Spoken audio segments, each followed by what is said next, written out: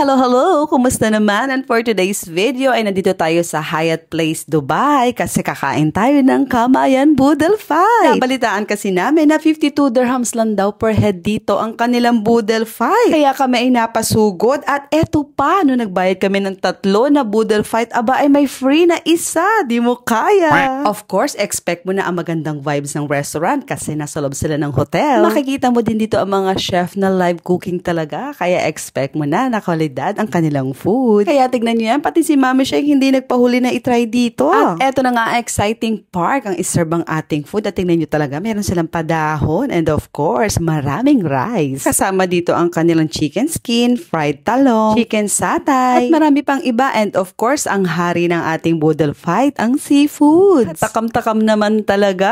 Huwag ka na magpaawat dyan sa mouth-watering mo, aba ay kontakin mo na ang Hyatt Place Dubai. Sure na hindi ka mabibitin dito kasi aside sa unlimited ang rice, abay unlimited din ang drinks. Kaya ayan, panalong-panalo sa mga kasama ko. Kaya hindi tayo papaawat, abay kanya-kanya muna tayo at tayo aatake na para sa Boodle Fight. Mapapakanin ka naman talaga sa sarap ng Boodle Fight na to. Kumpleto talaga at siksik at ang lalaki ng kanilang seafood. Dahil dyan, sinira nyo ang diet ko. Chares. At kung ako nasira ang diet, abay sila'y nangisay sa sarap. And see, approve din yan sa mga kasamahan nating vlogger. Kaya visit na kayo dito from Monday to Friday. Mula alas 7 ng gabi hanggang 10:30 PM. So ayun lang, share ko lang. Kita-kits tayo next time. Thanks for watching. Bye-bye!